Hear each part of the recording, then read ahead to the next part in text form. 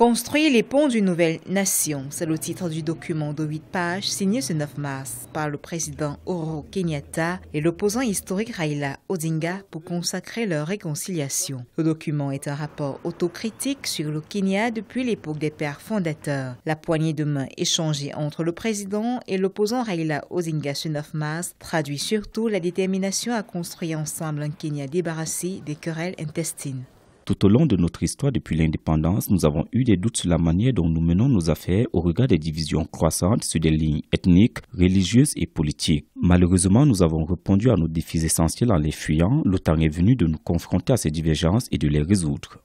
Le document signé lors de cette rencontre va soutenir un programme de reconstruction socio-économique et politique du pays. Les questions tribales, les crises liées aux élections et l'exclusion devront être combattues pour préserver les prochaines générations. Certains observateurs estiment que l'opposant Raila Odinga, comme en 2008, pourrait obtenir une place de choix dans ce programme de reconstruction.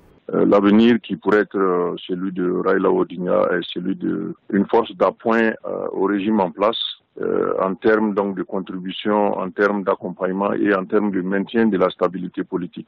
C'est vrai que personnellement, il lui sera difficile d'assumer des responsabilités institutionnelles de haut niveau, étant donné l'âge qui est le sien à l'heure actuelle. Mais rappelons-nous qu'il est le dirigeant d'une tendance politique et d'une force politique qui comprend de nombreux jeunes politiques à même donc d'assumer les responsabilités. Donc le fait d'être en tandem avec le régime en place à l'heure actuelle peut permettre à Raila Odinga de jouer un rôle secondaire très important qui peut aussi constituer un boulevard pour sa tendance politique dans les années à venir.